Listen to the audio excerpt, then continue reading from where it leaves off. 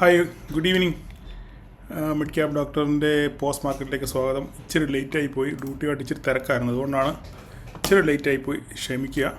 അപ്പോൾ നമ്മൾ എന്താ പറഞ്ഞതെന്ന് നമ്മൾ പറഞ്ഞത്, മാർക്കറ്റ് നമ്മൾ 2 ലൈൻ വരച്ചിട്ടായിരുന്നു അല്ലേ. ഈ വരച്ച് ഇതിൻ്റെ മുകളിൽ നമ്മുടെ ട്രെൻഡ് ലൈൻ കാണുന്ന ട്രെൻഡ് ലൈൻ ആയിരുന്നു നമ്മുടെ പ്രധാന ലക്ഷ്യം അല്ലേ.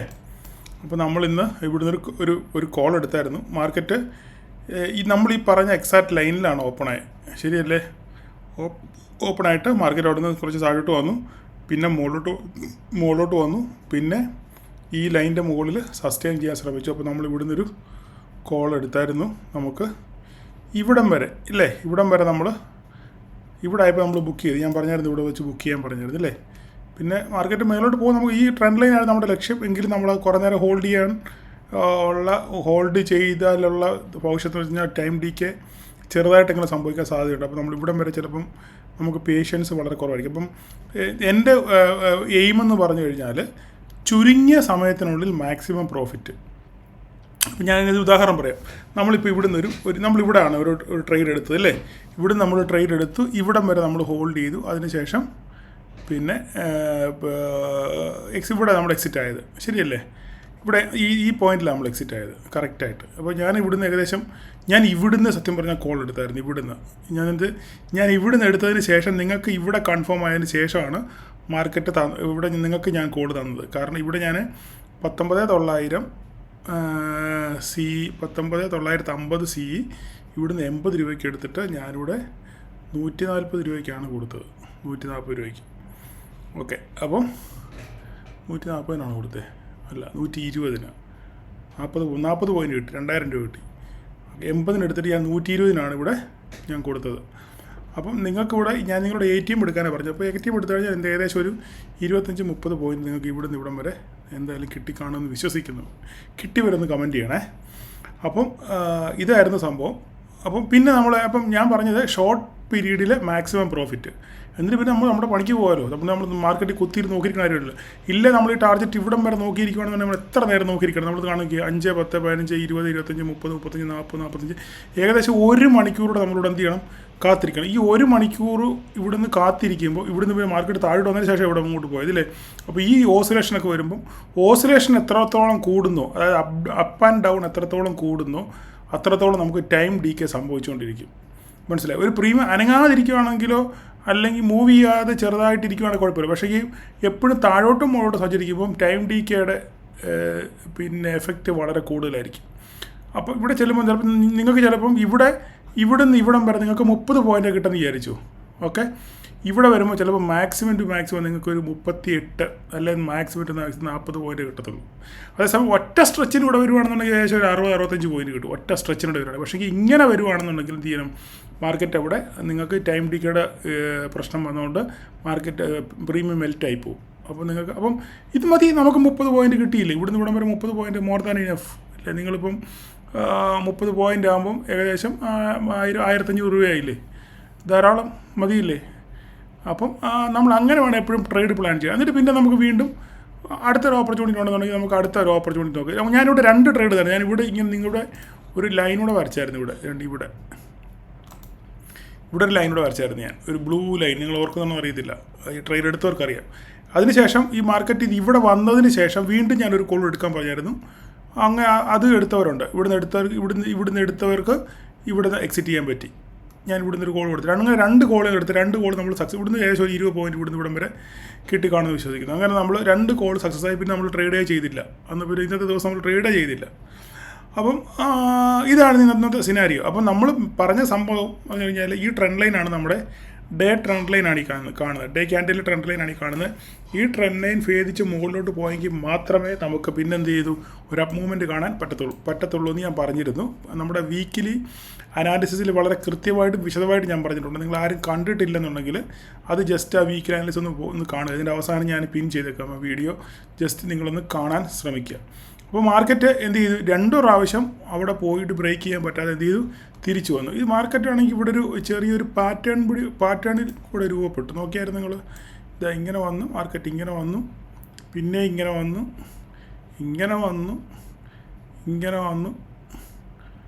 പിന്നെ ഇവിടുന്ന് ഇത് വേണമെങ്കിൽ ഒരു W ആയിട്ട് നമുക്ക് നോക്കാം. പക്ഷേ W ആയെങ്കിലും എന്ത് ചെയ്തില്ല, ഇത് വലുതായിട്ട് ബ്രേക്ക് ചെയ്തില്ല, ഇവിടെ തന്നെ സസ്റ്റെയിൻ ചെയ്യും, ഇവിടെ തന്നെ എന്ത് ചെയ്യുന്നു, ഒരു കൺസോൾട്ടേഷൻ ആയിരുന്നു. അപ്പോൾ നമുക്ക് ഇവിടെ നിന്നും ഒരു ട്രേഡ് ഓപ്പർച്യൂണിറ്റി നമുക്കില്ലായിരുന്നു, ഇല്ലേ? ഇത് ഹെഡ് ആൻഡ് ഷോൾഡർ ഒന്നും പറയാൻ പറ്റത്തില്ല കേട്ടോ, ഇത് വലുതാക്കിയാലും ഹെഡ് ആൻഡ് ഷോൾഡർ ഒന്നും പറയാൻ പറ്റത്തില്ല നമുക്ക്. ഒരു മിനിറ്റ്, ഒന്നും പറയാൻ പറ്റില്ല. നമുക്കിവിടെ എന്തോ ഒരു എന്താ ഈ നമുക്ക് എന്തെങ്കിലും ട്രേഡ് ഉണ്ടെന്നുണ്ടെങ്കിൽ ഇതിന് മുകളിലോട്ട് ബ്രേക്ക് ചെയ്തെങ്കിൽ മാത്രമേ പിന്നെ നമുക്ക് ഓപ്പർച്യൂണിറ്റി എന്ന് പറയാൻ പറ്റത്തുള്ളൂ, ഇല്ലേ? അല്ലാതെ മാർക്കറ്റ് ഒരു എന്താ പറയുന്നത്, ഒരു ഞെങ്ങി പോകുന്നൊരു എങ്ങോട്ട് പോകണമെന്ന് അറിയാതെ വട്ടം കറങ്ങുന്ന ഒരു മാർക്കറ്റായിരുന്നു, ഇല്ലേ? അങ്ങനെ അങ്ങോട്ട് പോകുന്നു ഇങ്ങോട്ട് പോകുന്നു, എങ്ങോട്ട് ദിശ അറിയാതെ അങ്ങോട്ട് ഇങ്ങോട്ട് കറങ്ങുക. അതുകൊണ്ട് നമുക്ക് പ്രശ്നം വെച്ചാൽ ഇങ്ങനെയൊക്കെ സംഭവിക്കുമ്പോൾ ടൈം ഡീക്കേ വളരെ കൂടുതലായിരിക്കും.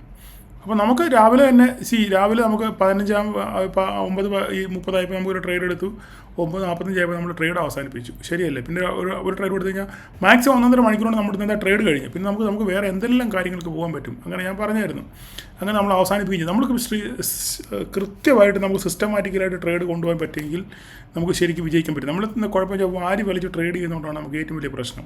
നിങ്ങളെപ്പോഴും ഇത് മനസ്സിലാക്കണം, നമ്മൾ വാരി വലിച്ച് ട്രേഡ് ചെയ്യാൻ പാടില്ല. 1-2 ട്രേഡ് എടുക്കുക, അന്ന് പ്രോഫിറ്റ് കിട്ടിയെങ്കിൽ പരിപാടി നിർത്തുക. അങ്ങനെ കൺസിസ്റ്റൻ്റായിട്ട് നമ്മൾ മുന്നോട്ട് പോയെങ്കിൽ മാത്രമേ നമുക്ക് ഓപ്ഷൻ ബൈങ്ങിനകത്ത് വിജയിക്കാൻ പറ്റൂ. ഓപ്ഷൻ സെല്ലിംഗ് ആണ് കുഴപ്പമില്ല, രണ്ട് ലെഗും സെല്ല് ചെയ്തിട്ട് നമുക്ക് എവിടെയെങ്കിലും പോവാം, പ്രശ്നമില്ല, സ്റ്റോപ്പ് ലോസ് ഇട്ടിട്ട് പോയാൽ മതി.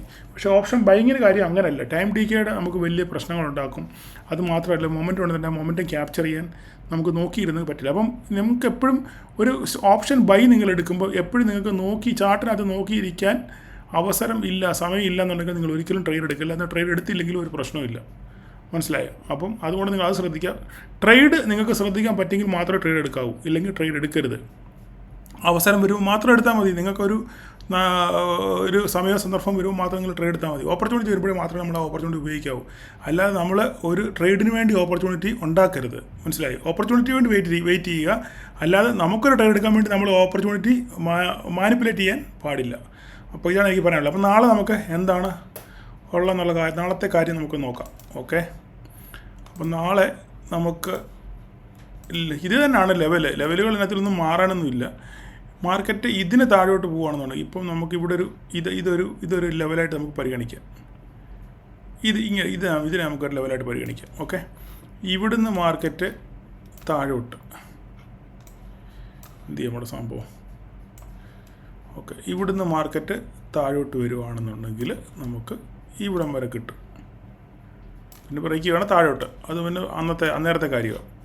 ഇല്ല, ഇവിടുന്നാണെന്നുണ്ടെങ്കിൽ നമുക്ക് മുകളിലോട്ട് വരയ്ക്കണം എന്നുണ്ടെങ്കിൽ മുകളിലോട്ട് വരയ്ക്കാനും മാത്രം ഒന്നും ഇല്ല. കാരണം ഇവിടെ എന്ത് വരയ്ക്കാനാണ് നമ്മളിനി. അപ്പം വേണമെങ്കിൽ നമുക്ക് ചെറിയൊരു വര ഇവിടെ വരയ്ക്കാം.